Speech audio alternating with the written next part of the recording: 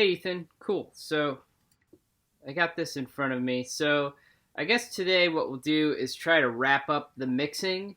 And in order to do that, I'm probably going to be really skimming the surface on some things.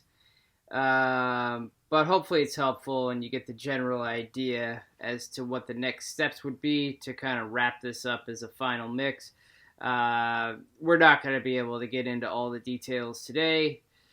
Know that mixing and the skill of mixing, it's almost, I don't know if it's the most important part, but it's a super critical part in music production.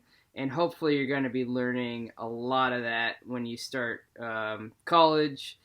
And hopefully you got someone that, can really teach you this stuff well, because it's absolutely critical. And,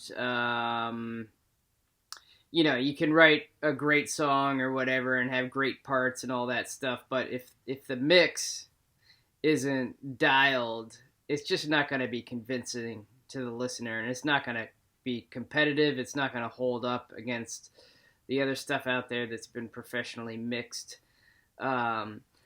Mastering is sort of the final polish. It comes after mixing, and luckily we live in a day and age where there's really decent online mastering tools. So you don't necessarily have to know how to do that yourself. And before those two tools were available, you would have to pay a mastering engineer to do it for you.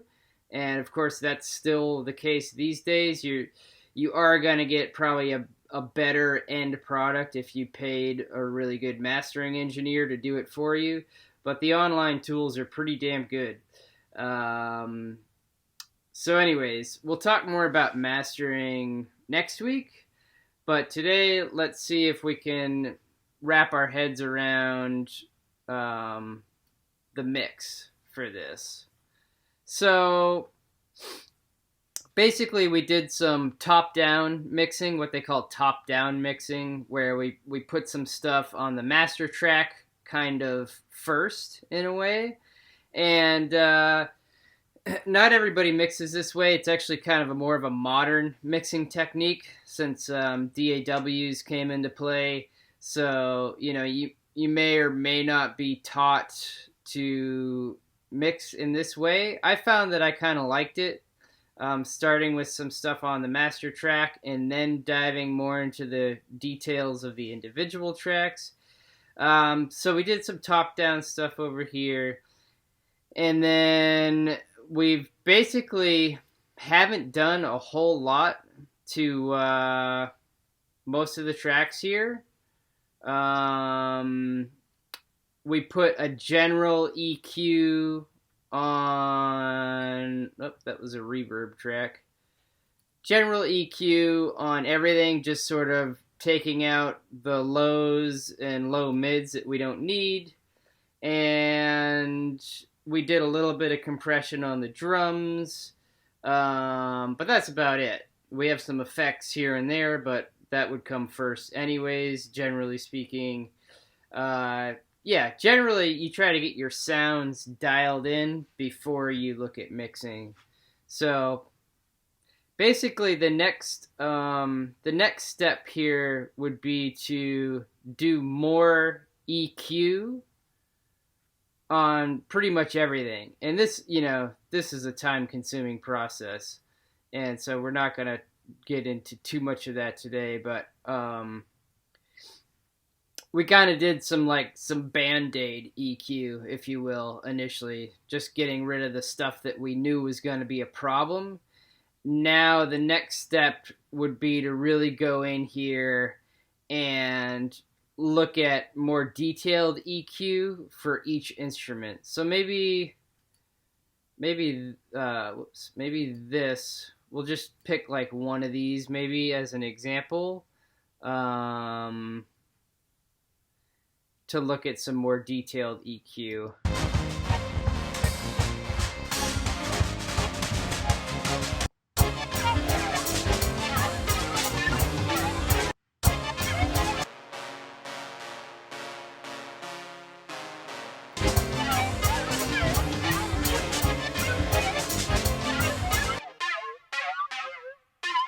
Maybe this one. It's sort of a lead voice. I'm gonna... Again, I'm gonna bring this master up just so I can get a little more level in my headphones, but as you know, we don't really touch that.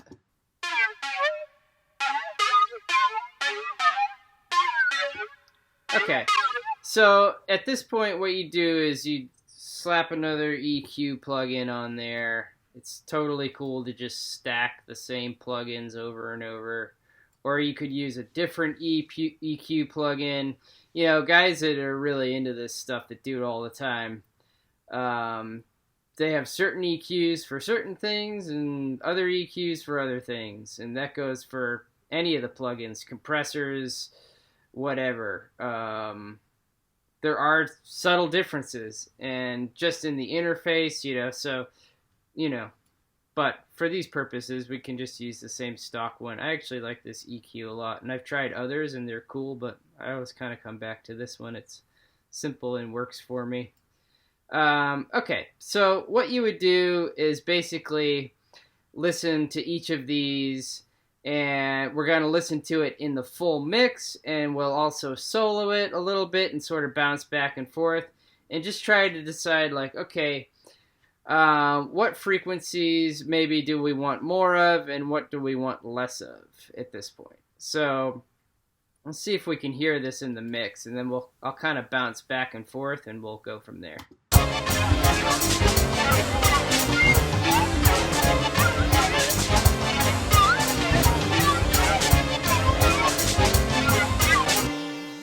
So I almost want that to maybe pop out a little bit more, maybe sound a little bit more abrasive. So that would be probably in the, you know, upper mids, like 800-ish, going into the, you know, 1 through 5K, I'm assuming. My ears aren't amazing with frequencies yet, but I would guess that it's somewhere in this range. So what I would do is just grab one of these bands and start moving it up and just see where it sounds good. But I want to have it pop out a little bit more, and I want it to sound a little bit more harsh. And I may end up cutting some more stuff down in the lows, low mids to kind of thin it out and bring out more of the harshness, actually. Now, this is sort of an interesting example. You know, you don't always want harshness a lot of times, but one way to get it would be to do some EQ. So let's see what we can do here.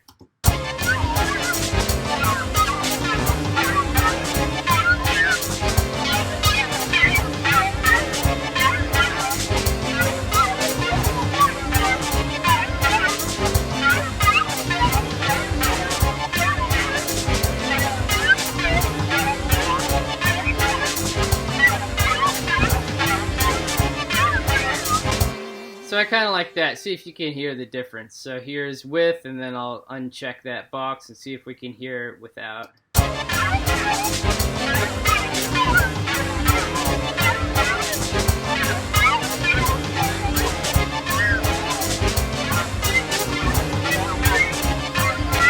Now, that of course boosted our volume a little bit because we boosted the EQ.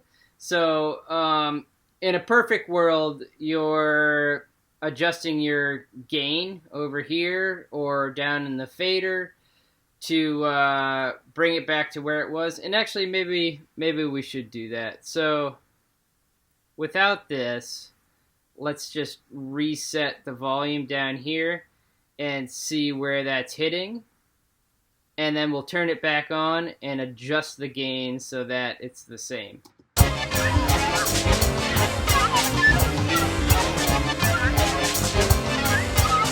So we're peaking at -13. So now when I turn this on, it's probably going to be hotter than that. And we'll just adjust the gain so that it was the same. That's kind of how you do it too. Realize that a lot of plugins are going to boost your volume. And you always want to try to keep the volume around the same level, because you know, if you make things louder, typically it's like, oh, that sounds better. But it sounds better because it's louder, not because of the tonal changes that you made. So usually if I'm doing like a heavy boost like that, I will check these things and make sure that I reduce my gain back to where it was. And that'll keep you from overdriving your master over here. Like if you did this on a bunch of tracks and didn't readjust your gain, then you end up overdriving your master over here. And then you got to go back and fix things. So, lesson learned about that. One thing that actually reduces volume, which you might know by now, and we've probably talked about, is compression, right? So that is one type of processing where if you put compression on something, you're actually going to reduce the volume or reduce the gain. And that's a situation where then you would actually boost your gain or volume after the fact in order to bring it back up to where it was. Same would be the case if you did subtractive EQ, like some heavy subtractive EQ. Like I guarantee when we went in here and put on these low shelves, that the volume dropped a bit on all those tracks. So it's always good to be aware of what happens to your volume after you put on a certain type of plugin and try to keep your static levels where they were. So we were at negative 13. So now let's turn this on and adjust that.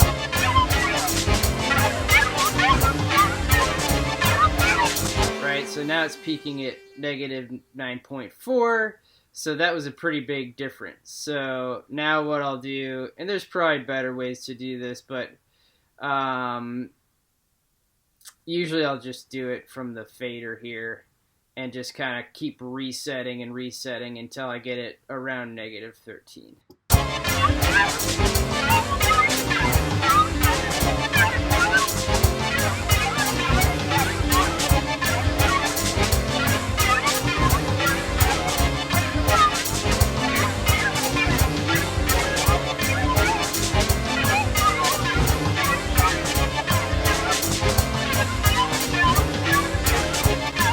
Okay, so negative 13.3, close enough for now. So I had to bring that down a fair amount, but it sounds better though. It's not as muddy and boring sounding as it was before because we made it a little harsher in the tonality.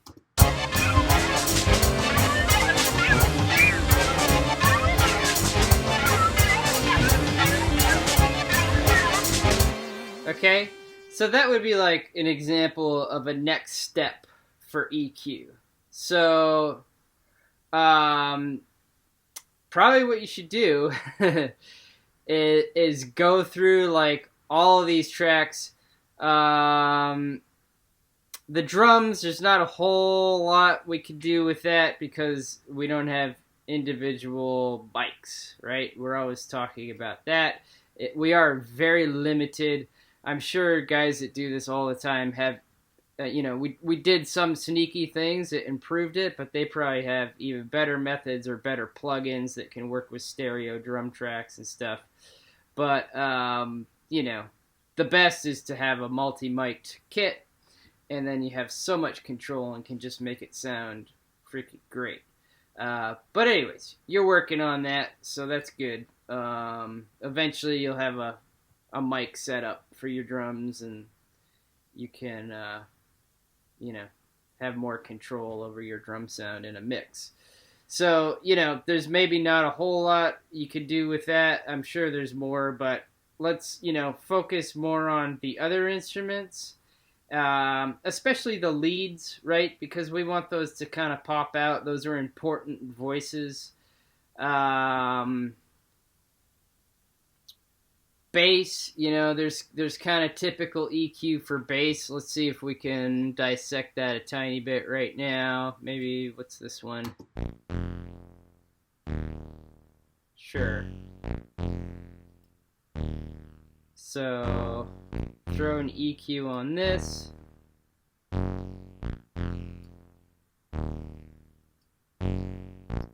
And you can kind of look up, just Google like typical EQ for bass. And you'll learn something about typical EQ for bass. A lot of the times, we're trying to get the bass and the kick drum to work with each other.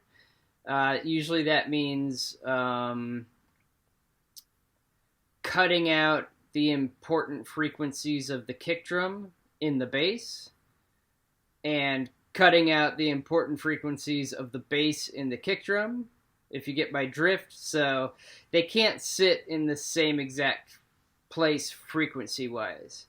And usually you're choosing, like, which one is going to get all the fat low end. Is it the kick drum or is it the bass? So a lot of times they can't both have it, because then the whole mix is just going to be too boomy and muddy sounding. We can't really get that example in this tune because we don't have like a super dedicated kick drum. I suppose we could look at it a little bit with this one that we created here. So maybe that's worth trying. So I'll solo both of those.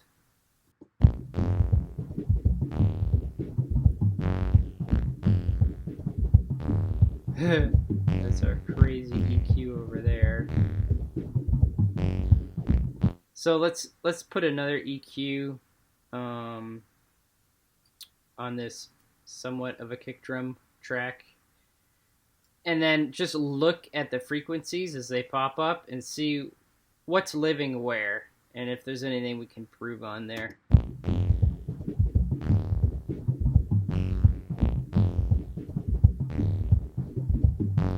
So they're kind of very much living in the same space right now.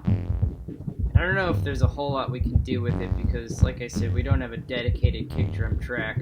And in order to get even this sort of kick drum-ness, we kind of needed to do that frequency treatment or that EQ treatment with it. So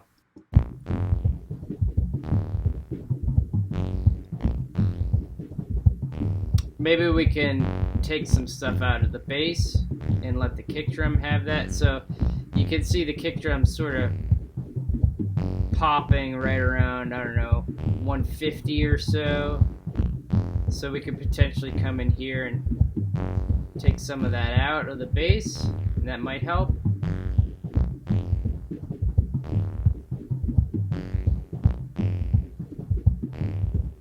Even getting a little bit more of the lows out of there. You don't want to do too much here because it is the bass and we want it to function like a bass. We could potentially boost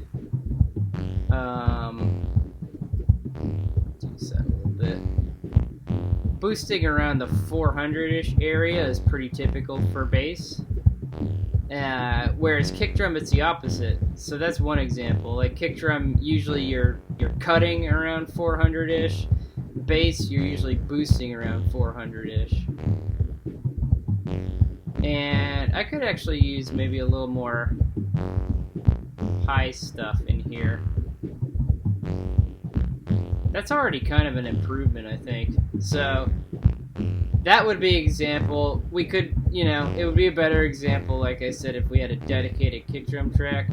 But that's sort of the idea. And then in the kick drum track, you would come over and, reduce here around 400.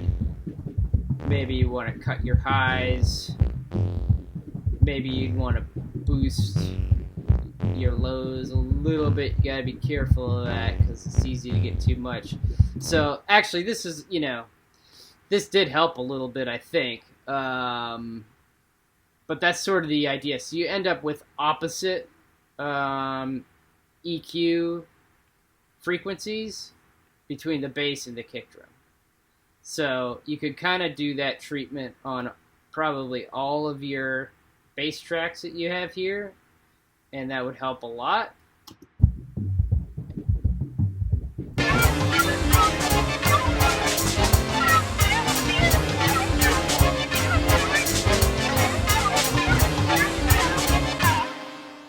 Okay, so other tracks, like maybe less important tracks, like some of these rhythm tracks. Let's see if I can find one as an example.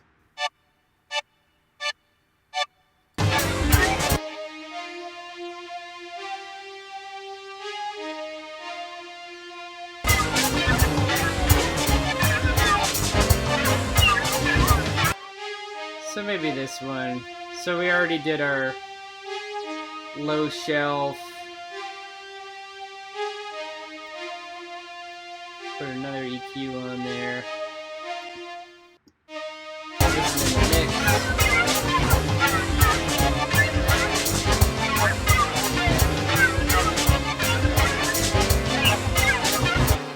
I'm wondering about like putting some more air on it, some super highs, just to make it a little airier sounding. I don't really. We already cut all the lows out, which I think is pretty cool. And I think the mid-range stuff is sounding alright. But what if we try to get some more air out of it? That might be kind of cool.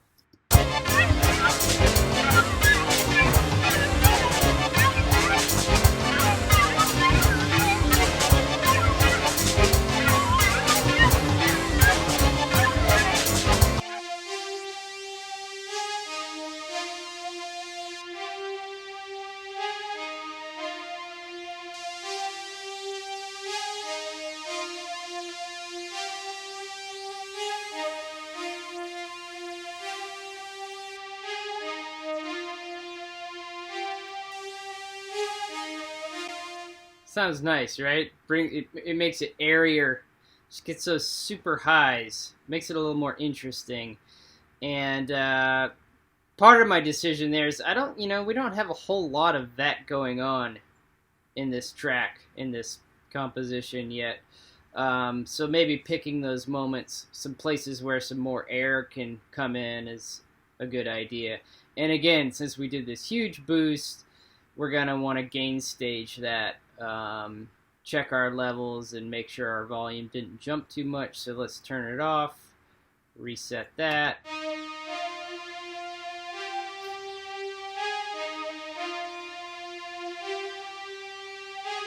So negative 23.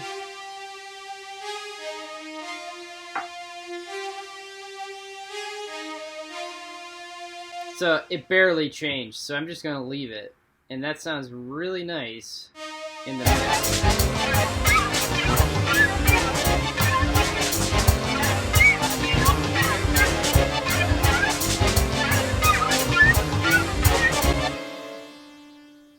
Okay. What else? We haven't talked too much about reverb yet. What's going on here?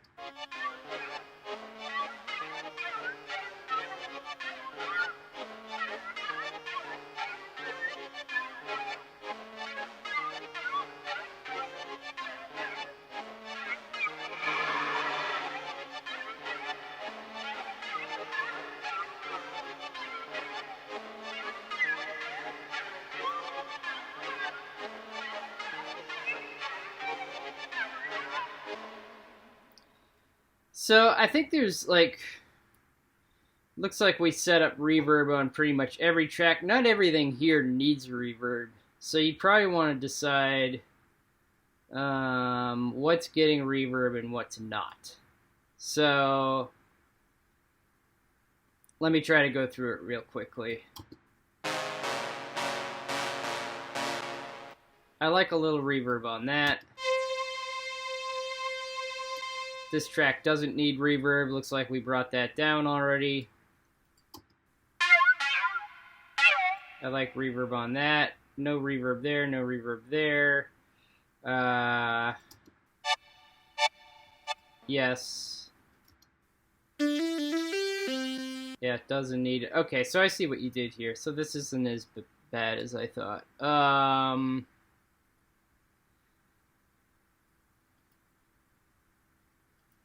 I'm just going to remove these sends because it's confusing to look at if we're not using them. So this is just a right click, remove send.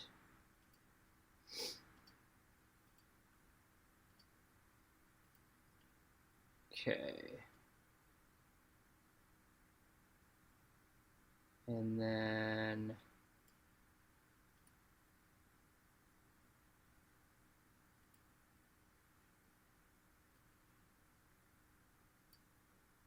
we can get rid of this click track. We're not using that anymore.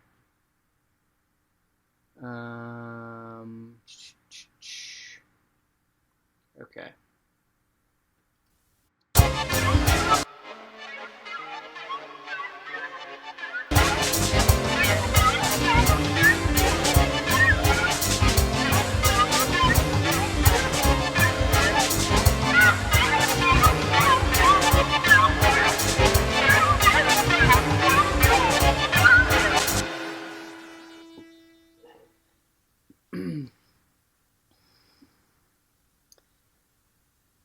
So I'm just trying to, sorry, I'm pausing there for a second. I'm just trying to hear the reverb. I'm not hearing a whole lot. It's probably because the mix is so dense at this point. If we're earlier in the composition, it would be a different story, I think.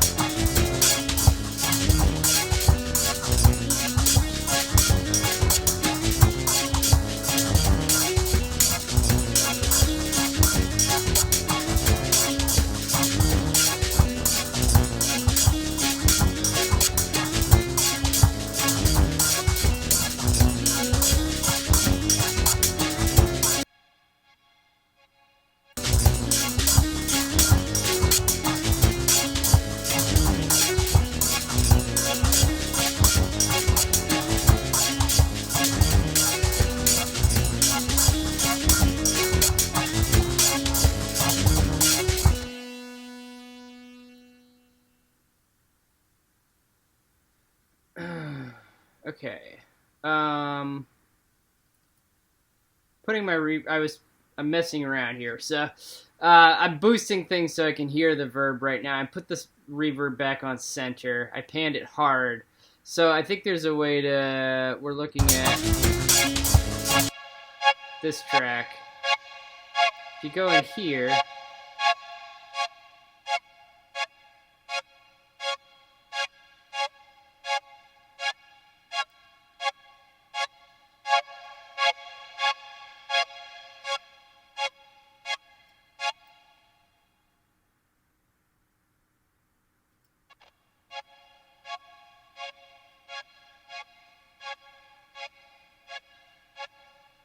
okay. So that is a classic thing to do.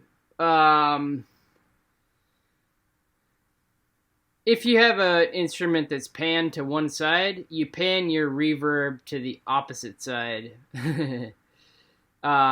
Classic move, and that gets your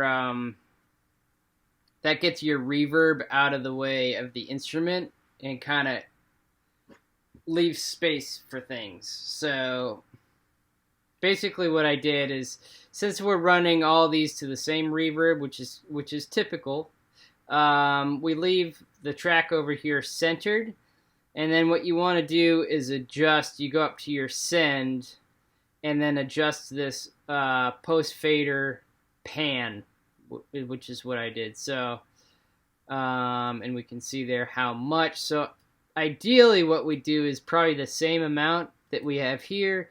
So I think you panned that with an envelope because it looks like it's centered here. I usually like to pan things here as like a global thing.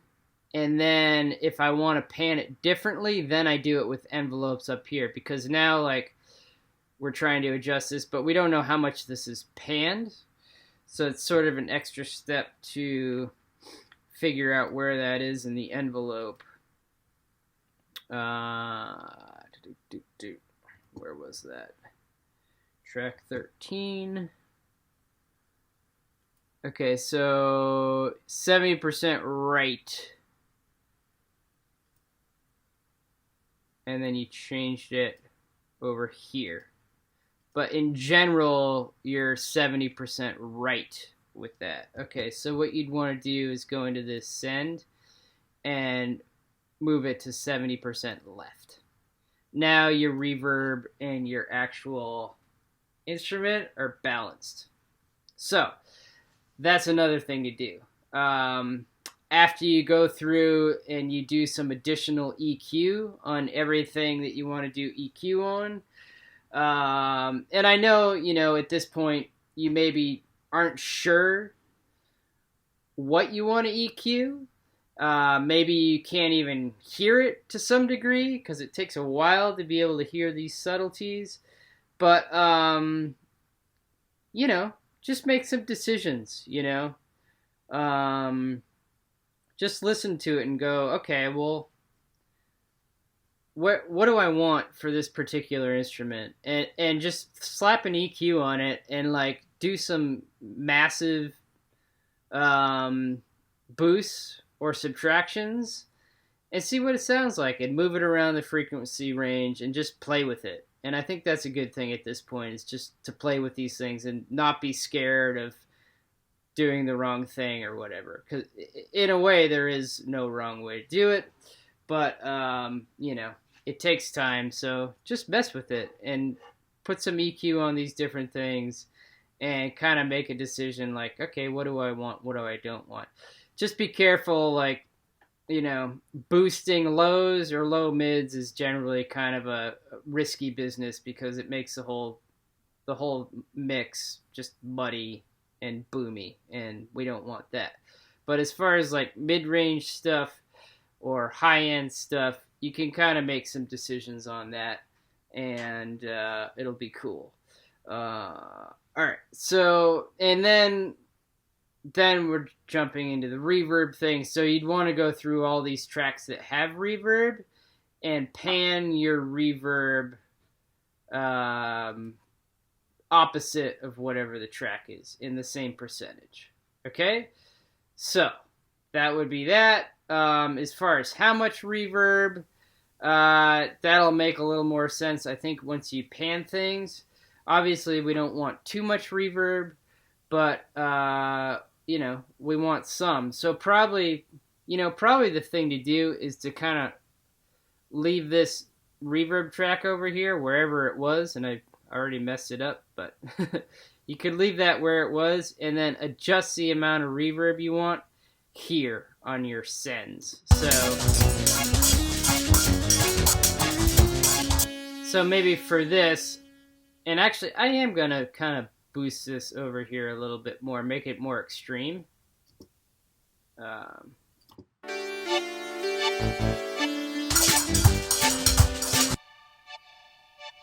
Yeah, something like that. A little more. Okay.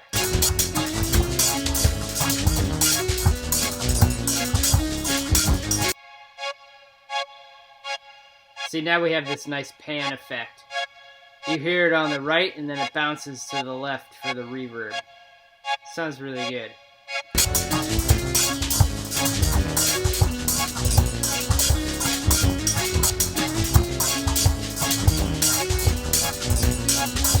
So do you want more of that or less of it?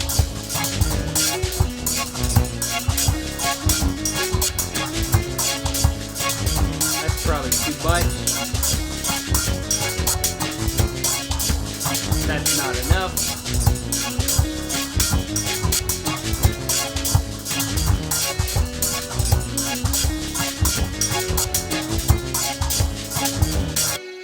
Okay, alright, so that's the reverb in a nutshell. The next step, and this isn't necessarily a standard order of doing things. You can kind of do it differently. And once you start learning from somebody that's way more experienced than me when it comes to this stuff, they could probably set you straight. But, I think everyone kind of does things sort of their own way to some degree. So, okay. Compression. Basically, you want to put compression on everything. Because that will get you a hot, punchy sounding mix in the end before mastering. So you kind of need to put compression on everything. So let's just do something. Let's use the same track we were just using as an example. So I'll just use recomp,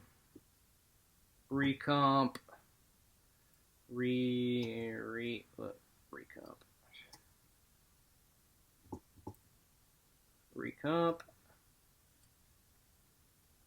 And, ideally you're understanding all these settings, which we haven't talked about at all, and being able to hear the differences in them. But for these purposes, I'm just going to use a preset. And on a track like this, it's sort of like a keyboard reggae kind of thing. So maybe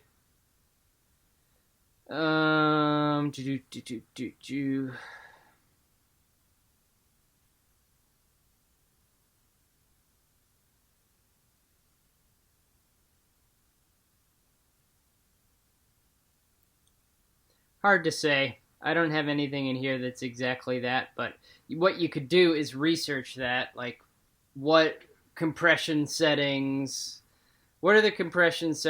for reggae keyboard, and you can learn what the ideal settings are for that. But for these purposes, I'm just going to use like this piano compressor setting that I had here, which could be totally wrong, but whatever. And then we're just bringing that down until we're dropping our gain here by a little bit more than that.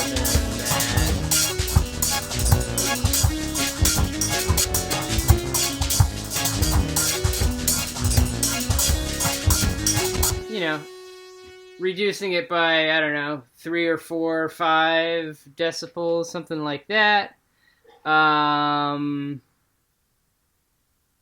then ideally I would probably put the same one right after it. But then you're going to have to reduce it even more, because it's already been reduced. So just a little bit.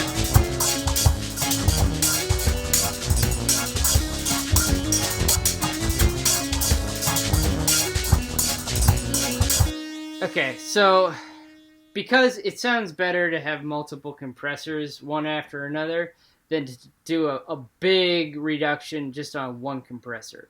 That's basically why there's 2 back to back. Sometimes you use different ones. Like I said, people that do this all the time and are super nerdy about it, they got a whole thing going on here. Different compressors, different at different points in the chain.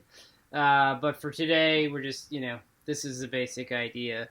So, but we got to check our volume again, right? Because we just probably reduced our gain down here a fair amount by adding these compressors. So now we got to bring it back up with the fader. So I know it's a little tedious, but mixing is tedious. There's no doubt about it. So I'll bring both of these up. I'll turn them off, and we'll just double check where we were at and try to keep it there.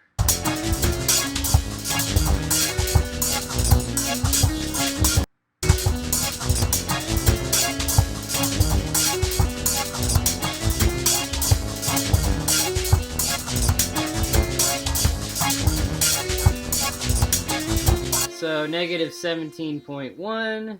Now I'll turn them both on again and probably have to bring it up.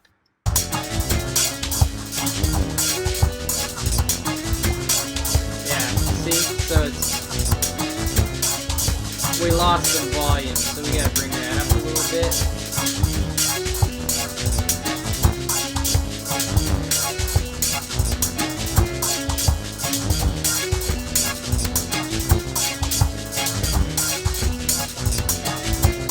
negative 17.5. So now we're close to where it was. So that's the method, right? And so you'll need to put compression kind of like that on everything, basically. And that'll give us a lot more headroom and a lot more punch before the mastering process. Okay, so what else? You got to put compression on everything. You got to adjust your reverb. You got to do EQ. At that point, things are sitting pretty good. Assuming that your static levels were all done to a point that you liked, which that usually takes some adjusting after the fact, with envelopes or whatnot. And but at that point, it should be sounding pretty good. And what we would do is put a limiter on the master track to sort of manifest what it would sound like if it was mastered. A lot of the mastering process is really a limiter, which basically gets everything like nice and hot and loud and punchy without clipping. So we'll probably look at that next week. Once you get all your EQs on there, all your compressions on there, adjust your reverb, make sure your gain over at the master hasn't really changed that much. We don't want to be peaking there, so again, that means making sure that you keep the gains on all your tracks basically where they were after doing more EQ, more reverb adjustments, and more compression. And then at that point, we can put a limiter over here and manifest sort of a mastered mix. And, of course, if you were actually doing this like for super real and had a lot more control over your drums, we'd be A-B'ing this with your reference track a lot more at this point. Some of the reason we haven't looked at this too much is because I don't know how good I can get the drums because I don't have a whole lot of control over them. And I'm sure, like I said, there's probably some really good plugins out there for making stereo drum loops or drum tracks, giving you more control over those. But, don't really have time to look into that right now. We only have one more lesson left, but that would be a thing to look at. You could probably find some good tools for that if you wanted to make these drums sound better. I'm sure it's doable. Cool. All right, so I think that's it for this today. Do all those things. It takes some time for sure, but that's what it is, man. Mixing takes a long time. I think when I was doing some production for this singer-songwriter that I told you about last year, I think it would take me like 8 to 10 hours to mix one track from start to finish. Pretty sure that's what it was taking me. And, a better mix engineer could probably cut that time in half, but it takes a long time. So,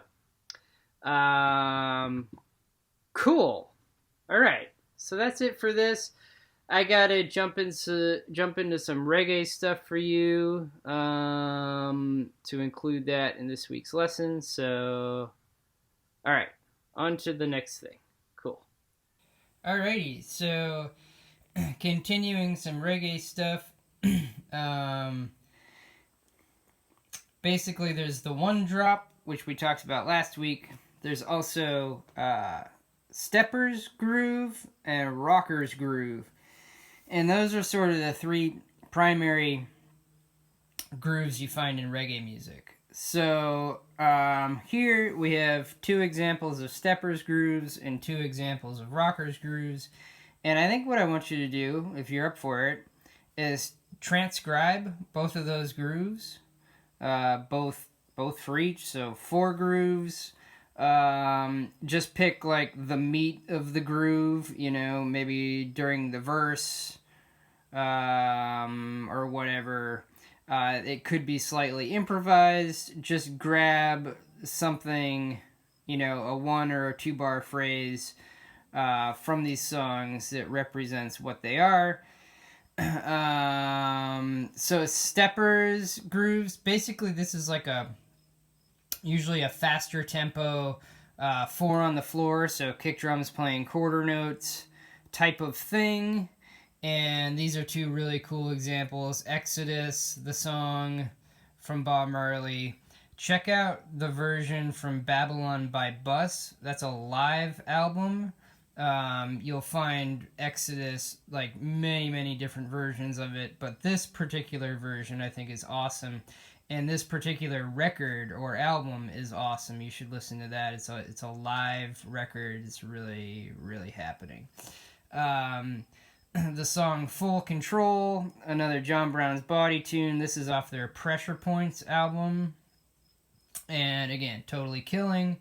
Rockers grooves are basically, they move away from the cross stick and they just spank the snare drum as if you were in a pop setting. And the kick drum, it gets away from that kick and cross stick on the 2 and 4 or on the halftime 3, and it's basically like a pop beat or a funk beat. Really, the kick drum plays somewhere around 1 and 3. The snare drum is a snare, not a cross stick, on 2 and 4, and the hi-hat can do multiple things. Yeah, it's basically like a rock beat, if you will, which is why they call it a rocker's beat. Stepper's beat is sort of called that because when you dance to this groove, you feel like stepping up and down stairs or whatever. So rockers, roller skates, a Steel Pulse song. This is off of their album Rastafari Centennial, which is live. I think it was live in Paris. Is a live album that I mentioned last week that I couldn't remember the name of. The album is really great. I'm not a huge fan of the drum sound. Well, I'm not a huge fan of the production of the drum sound. It's kind of 80s and over the top. But great record. So check out that. That's a cool example of a rocker's groove. Also another John Brown's Body tune, Travelin' Man. Really nice tune off of their album Spirits All Around Us. Okay. Any of these, keep in mind, and with the 1 drop as well, any of these can be swung, straight, or sometimes a little bit in between. But typically they're either straight or swung. So I didn't mention that last week, but that's worth mentioning. Also, in listening to all of these records, they're all really awesome. Well, with the exception of Pressure Points, there's really only maybe 3 tunes on this record that I think are cool. The rest of it I'm not so into. The production and the playing is great. It's just the songwriting is like, not really into it. But this tune is killer. It's probably my favorite song off that record. So yeah, straight or swung. Where was I going with that? Oh, when you listen to all of those records, you'll also hear many other great examples of 1 drops and great examples of steppers and rockers grooves. So it's all good reggae stuff for you. And cool. All right, that's it for this weird little video. So show me transcriptions of this stuff, like write it out on a staff, and also shoot some video of you playing these grooves, and we'll be good to go. All right, cool. Thanks for resending this. So let's just watch and listen, and I'll give you comments like after each groove or during each groove. So, by the way, you got some Ultraphones. Nice work, man. I know they're expensive, but you're going to save your hearing and you're going to be able to hear things really well. Like, you can mix in these headphones, actually. Ideally, you have some decent studio monitors for mixing as well, but you can mix in these headphones. They're really transparent and awesome for recording drums. You'll totally save your hearing. Groovy. Okay, so let's check this out.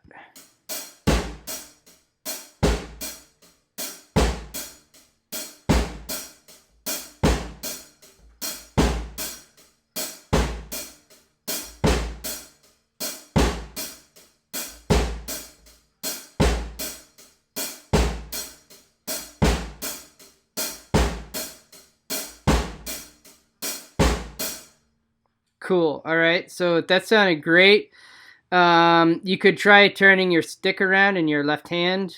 You'll get a louder cross stick. If I'm playing at that kind of volume in a reggae thing, I will probably definitely turn my stick around to get a louder cross stick. The louder the cross stick you can get, the better. If you're playing like at a normalish volume like this. If you're playing softer, it's a different ball game. But yeah, everything else was cool. I heard some very slight flamming with the cross stick and the kick drum. Really slight though. Nothing to be concerned about. It looked good. It sounded good. So I think you're feeling this. So cool. Let's move on.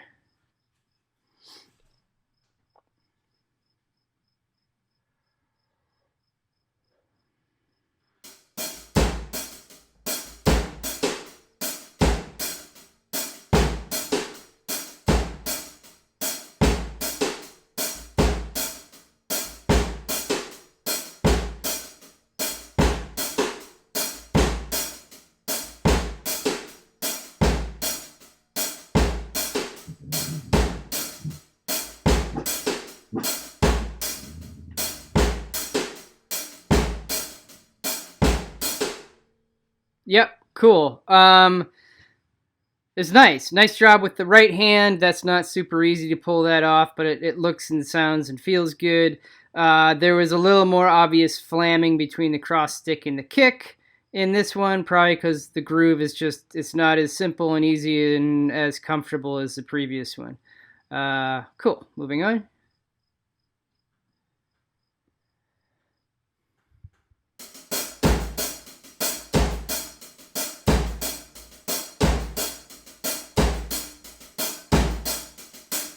Nice.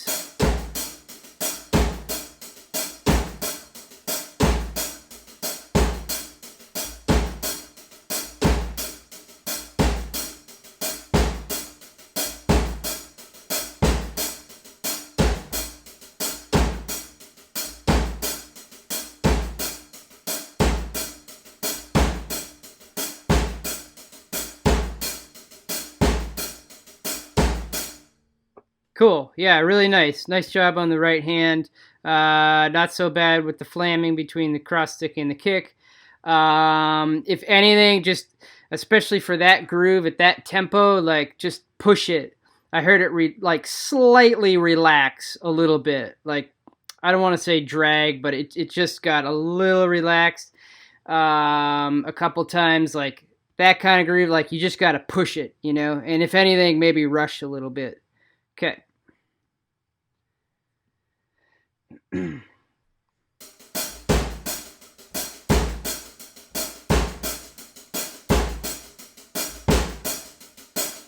Haha.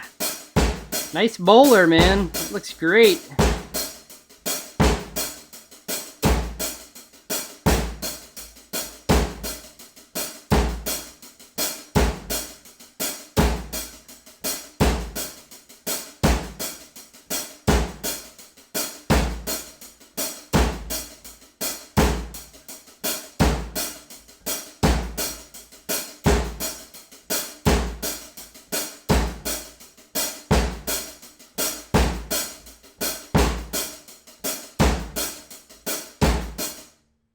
Cool. Yeah, really nice. That's hard at that tempo. You're pulling it off. I think maybe you developed a little tension towards the end of it. Just trying to minimize your motion in your right hand will help with that. Like play a little bit softer. It's okay. I know it's hard to do, but that's one technique. And just try to stay ultra relaxed. Be aware of your breathing. Like, are you taking good full breaths, or are you holding your breath? You know, those things. It just makes it worse when you're trying to pull off a groove like this at this tempo. It was all really good. I'd say there were a couple times when your 16th notes on the hi-hat, I heard a little bit of swing in there, just a tiny bit. And this is obviously a straight groove, and so yeah, just trying to stay as straight as you can, or whatever it is, just trying to stay as consistent as you can. You know, if it has a little bit of swing in it, that's okay, but it needs to maintain that little bit of swing in it the whole time. So you know these things, but that sounds really good. It was literally just, you know, maybe one or two or three notes at one point that I heard. But you know, if you were recording, that would have to be edited, you know, if you want it to sound good. So it's good. Moving on.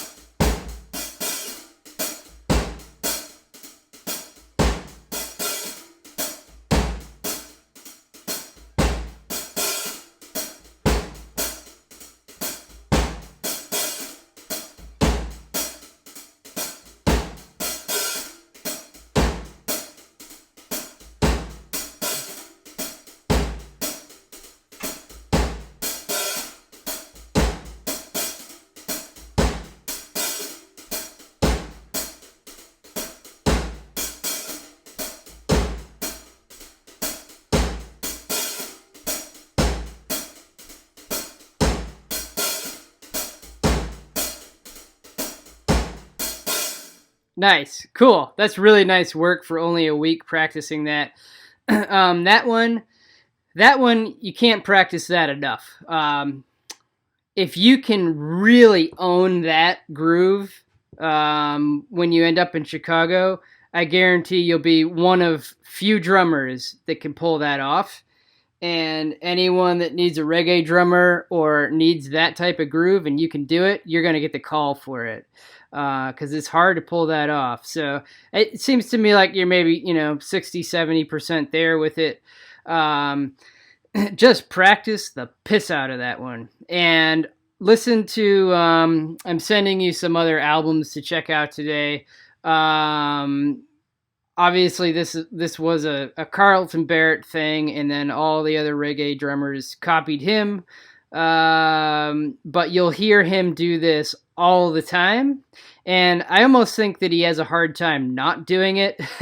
I hear him like go into that at the very beginning of a song, and then like decide to not play it. Probably because it's just like force of habit. He's like, that's his jam, you know, that hi-hat, broken hi-hat thing. So he probably has a hard time not doing it. But yeah, if you can make that ultra comfy, you'll have something that few, you know, white boy American drummers have. And also of note, I forgot to mention last week on this one and on all of those, that one was swung, but it can be straight too. So straight or swung, and cool. Moving on.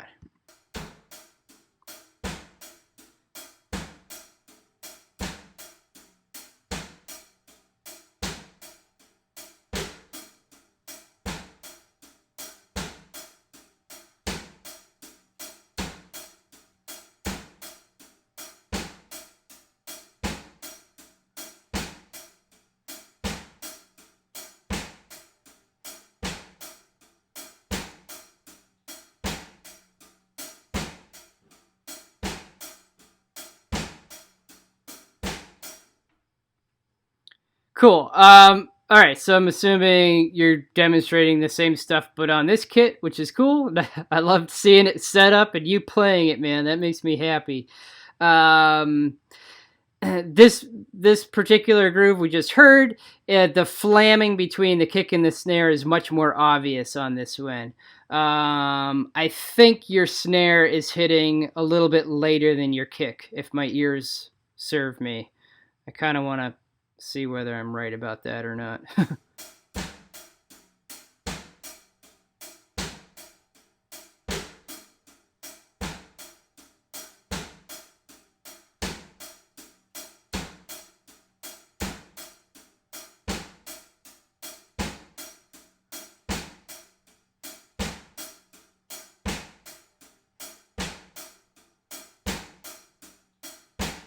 Yeah. So your snare is a tiny bit later than your kick. Not all the time. Maybe 40% of the time I was hearing a flam there. The rest of them were good. While I'm looking at it, that's cool. You set your tom up there. That's what I typically did. Maybe you saw some videos of me having it there. But realize you can set it up wherever you want. You could put it right in front of you, like a typical rack tom. You could, I think it gets low enough on this stand. Yeah, it should get low enough there. Where you could have it more in like a lower floor tom position over here. And because the reason why I built it as a short stack is so that I could put it in this position. And technically you could put it wherever the hell you want because it's so short that bass drum doesn't get in the way. So cool. And you got the muffling rings on there. That's cool. Know that that's just an option. You don't have to use those. Cool. All right. Moving on.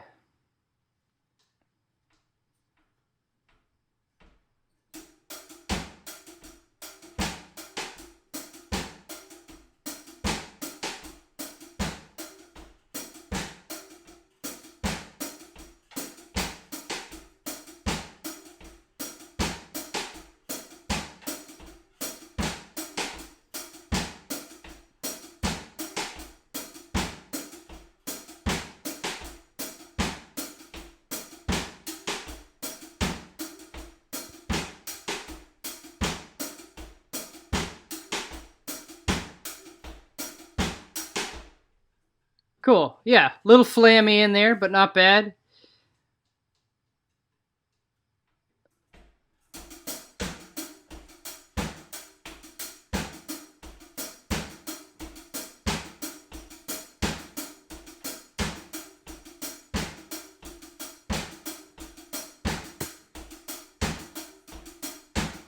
Notice your heel coming down on beats 1 and 3.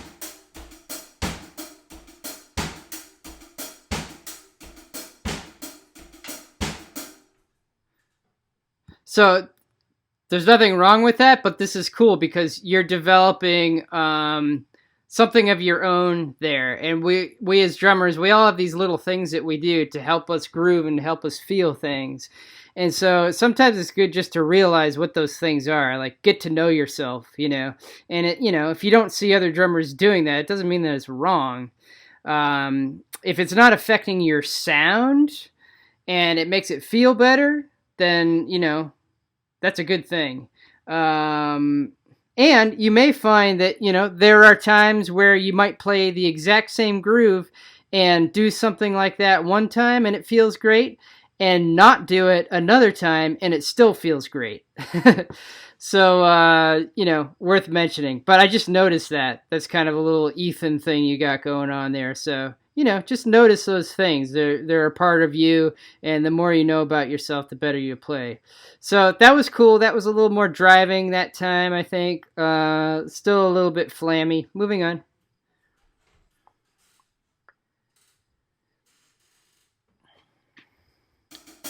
And now that I'm looking at it, with the chord here, like that would annoy the shit out of me if I had it like that. Since the chord's always on the left, I bring it straight down and like tuck it under my armpit. I don't necessarily have to tuck it under my armpit, but that's where it goes. It kind of goes down there along my side, on the inside of my arm, on the outside of my torso. And I make sure that the chord is, not annoying me. If it's too short and it's like caught on something and being a problem, I make sure I have a headphone extension. But you're more than welcome to do this if it feels good. But that, I just looked at it and was like, oh man, that would drive me nuts. So, moving on.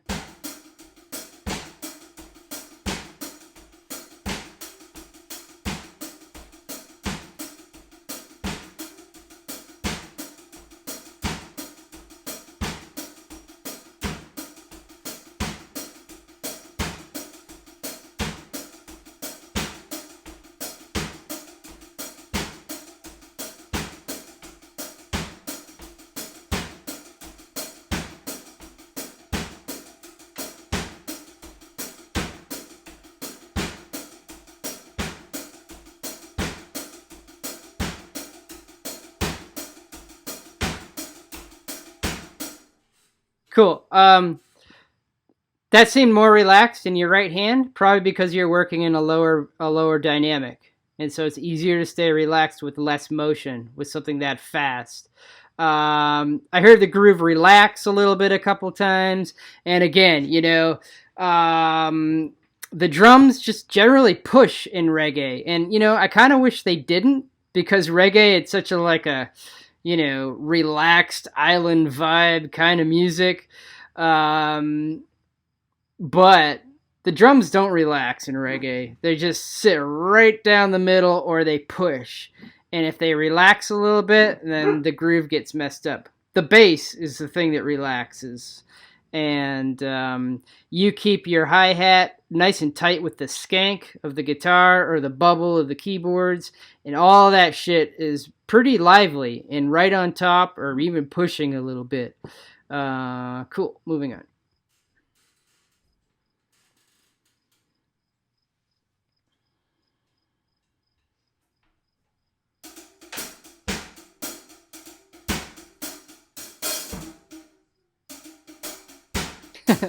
No biggie. It's a hard one.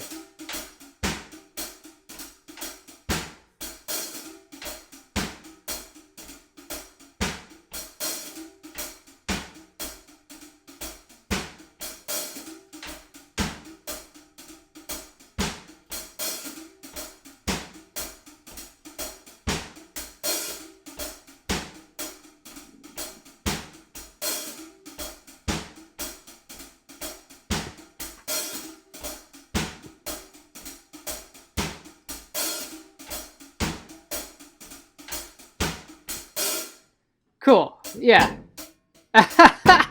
Another kit. Oh man, so funny. Um, yeah, that was cool. Again, just man, find a straight version of that Carlton Barrett broken hi hat groove, and practice along with him playing the straight version, and practice along with him playing the swung version, or find someone else's version, like a John Brown's Body or someone else's version of that. Whatever. Like pick a straight and a swung, and play along with those like every day for like 2 months, and you'll totally own that shit. All right, I have to hear this thing. It sounds horrible, right? But it's kind of funky.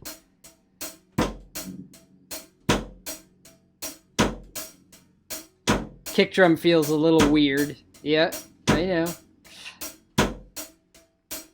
Yeah, and that's cool. You got your double pedal. You don't have to use the other pedal. You could just use it as a single like that. It's fine.